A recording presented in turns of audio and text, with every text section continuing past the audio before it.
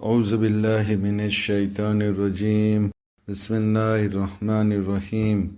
આજનો આપણો દર્શનો વિષય છે મા બાપ વિશે, માવતર વિશે, મા બાપની અહેમિયત, એના વિશે, ઔલાદની ફરજો, એના વિશે ઇન્શાઅલ્લાહ આજે આપણે ચર્ચા કરીશું। સૌથી પહેલાં કુરાન શરીફની આયતથી શરૂઆત કરીએ। સૂરે બની ઇસ્રાઈલ સૂરા નંબર 17 આયત નંબર 23માં અલ્લાહ કહે છે, જેનો મફહૂમ ઈ છે, અને તારા પરવરદિગારે હુકમ આપી દીધો છે કે તમે તેના સિવાય બીજા કોઈની ઇબાદત કરો નહીં, અને મા બાપ સાથે, માવતર સાથે નેકી કરતા રહો। અગર તેઓ બંનેમાંથી એક અથવા બંને તારી સામે વૃદ્ધાવસ્થાએ પહોંચી જાય, બૂઢા થઈ જાય, અને કોઈ કારણે તારા પર ગુસ્સે થાય તો તેમની સામે ઓપ પણ ન કર, તેમજ તેમને તરછોડ પણ નહીં, અને તેમની સાથે માયાળુપણે વાત કર। આ આયતમાં સૌથી પહેલાં અલ્લાહ પોતાના સિવાય બીજા કોઈની ઇબાદત ન કરવા વિશે કહે છે, અને પોતાની ઇબાદતની સાથે સાથે મા બાપની સાથે ભલાઈ કરવા વિશે, એની સાથે નેકી કરવા વિશે, એના સાથે અહેસાન કરવા વિશે કહે છે। અને કહે છે આગળ કે તેઓ બંનેમાંથી એક અથવા બંને, ઘણી વખત માતા પિતા બંને બૂઢા થઈ ગયા હોય, મસલન 75-80 વર્ષ, 70 વર્ષ, ઘણી વખત ફાધર પિતા છે એ જીવતા હોય, બાપ જીવતો હોય, મા ગુજરી ગઈ હોય, ઘણી વખત મા જીવતી હોય, બાપા ગુજરી ગયા હોય, ફાધર ગુજરી ગયા હોય, તો તે બંનેમાંથી એક અથવા બંને વૃદ્ધાવસ્થાએ પહોંચી જાય અને કોઈ કારણે તારા પર ગુસ્સે થાય તો તેમની સામે ઉફ પણ ન કર, અને તેમને તરછોડ પણ નહીં, અને હંમેશા તેમની સાથે માયાળુપણે, નરમાશથી, નમ્રતાથી, મીઠાશથી એની સાથે હંમેશા વાત કર। આ કુરાનનો હુકમ છે આપણને આપણા માવતર સાથે, આપણા મા બાપ સાથે કઈ રીતે વર્તવું જોઈએ એનો। રસૂલુલ્લાહની હદીસ જોઈએ તો રસૂલુલ્લાહ ફરમાવે છે એક હદીસમાં કે જે કોઈ એવી રીતે સવાર કરે જ્યારે તે તેના માવતરના, મા બાપના ગુસ્સાનું કારણ હોય તો તેના માટે જહન્નમના 2 દરવાજા ખોલી નાખવામાં આવે છે। મસલન આપણે આને આ રીતે સમજી શકીએ કે અલ્લાહ ન કરે કોઈનાથી એના માવતર, એના મા બાપ છે એને મન દુઃખ થાય, અને મા બાપ છે એ ગુસ્સે થઈ જાય, જ્યારે મા બાપ છે એને નેક અને સારા કામનો હુકમ આપતા હોય અને ઔલાદ છે એને સ્વીકાર ન કરે અને એના પર ગુસ્સે થઈ જાય, અને રાતના પછી બધા સૂઈ જાય, જ્યારે સવાર થઈ તો ઔલાદથી મા બાપ છે એ ગુસ્સામાં છે, નારાજ છે, તો હદીસ શું કે જે કોઈ એવી રીતે સવાર કરે કે એના મા બાપના, માવતરના ગુસ્સાનું કારણ હોય તો તેના માટે જહન્નમના 2 દરવાજા ખોલી નાખવામાં આવે છે। બીજી હદીસ જોઈએ જેમાં હઝરત રસૂલ ખુદા સલ્લલ્લાહુ અલૈહિ વસલ્લમ ફરમાવે છે, બિરુલ વાલિदैन અફઝલુ મિનસ સલાત વસ્સૌમ વલ હજ વલ ઉમરા વલ જિહાદ ફી સબીલિલ્લાહ, જેનું મફહૂમ થાય કે માતા પિતાની સાથે નેકી કરવી, માવતરની સાથે નેકી કરવી, નમાઝ, રોજા, હજ, ઉમરા અને જિહાદ કરવા કરતાં બહેતર છે। આ હદીસ આપણે સમજવી પડશે, પછી ક્લિયર થશે। દરેક કામ તેના સમયે કરવાનું છે, નમાઝ પઢવાની છે, રોજા રાખવાના છે, હજ પર પણ જવાનું છે, બરાબર। પરંતુ કોઈ એવા સંજોગ આવે કે માવતર સાથે, મા બાપ સાથે નેકી આ કામની સાથે ટકરાવરૂપ બનતી હોય, બેમાંથી એક કરી શકાય એમ હોય, તો આ નમાઝ અને રોજા મુસ્તહબ હોય તો મા બાપ સાથે નેકીને અગ્રતા આપવી જોઈએ, મા બાપ સાથે નેકી કરવી જોઈએ। બીજી રીતે સમજીએ કે મા બાપ સાથે નેકી કરવાની છે અને મુસ્તહબ નમાઝ, રોજા છે એની સામે, બેમાંથી એક થાય એમ છે, તો પછી મા બાપ સાથે નેકી કરવી જોઈએ। ઇમામ સાદિક અલી ઇસ્લામ ફરમાવે છે, તારા માવતર, તારા માતા પિતા તને મારે તો પણ તું તેમની સાથે અદબથી વાત કર અને તેમની મગફિરત માટે દુઆ કર્યા કર।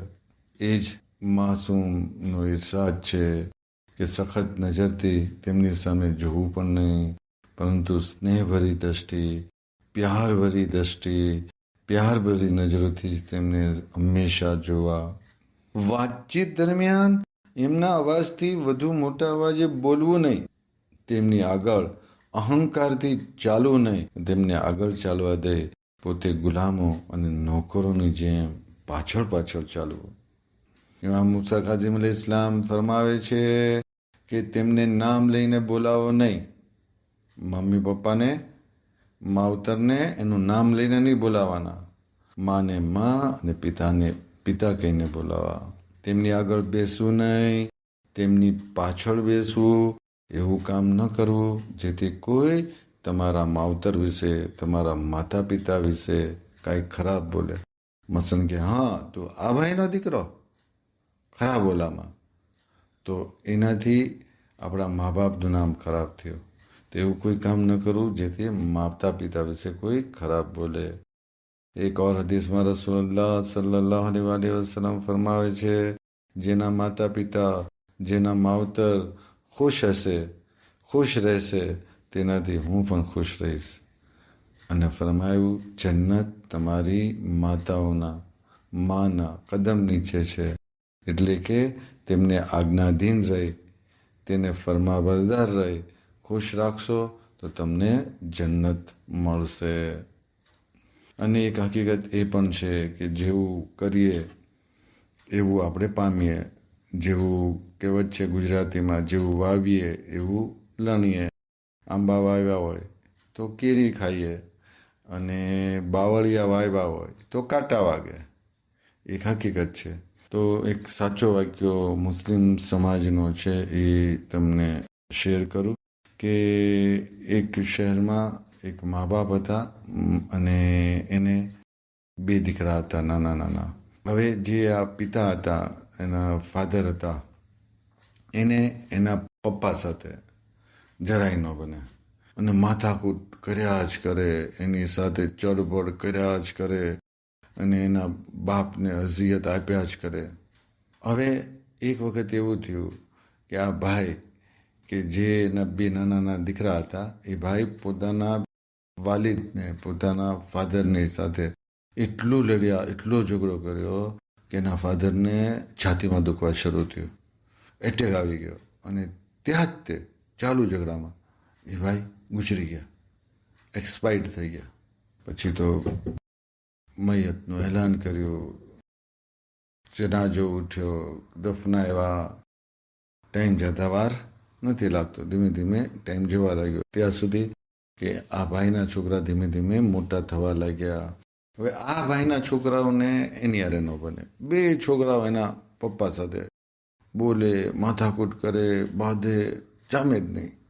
પછી જવાન થયા, પછી એક છોકરાની શાદી કરી. તો એ લડવા ઝઘડવાનું તો ચાલુ.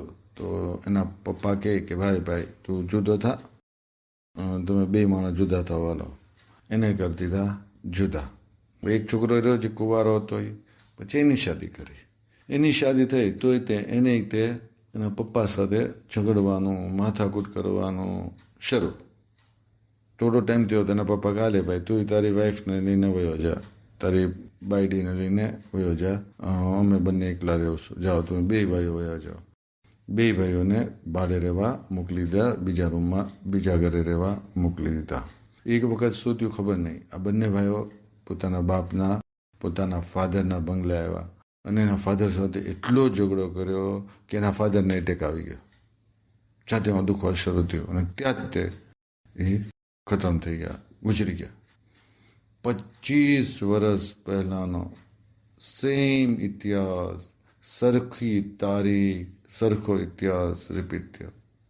આ ભાઈ જે ગુજરી ગયા એના 25 વર્ષ પહેલા એના બાપા સાથે બાંધ્યા હતા અને એના બાપાને એટેક આવી ગયો હતો. 25 વર્ષ પછી સેમ તેના બંને છોકરાઓ તેની સાથે બાંધ્યા અને તેને એટેક આવી ગયો. તો હકીકત એ છે કે આપણે મમ્મી પપ્પાનું ધ્યાન રાખીએ, માવતરનું ધ્યાન રાખીએ, અલ્લાહનો હુકમ પણ છે અને ખૂબ જ સવાબ પણ છે, પણ એનો સવાબની સાથે સાથે આપણી ઓલાદ પણ આપણું ધ્યાન રાખશે.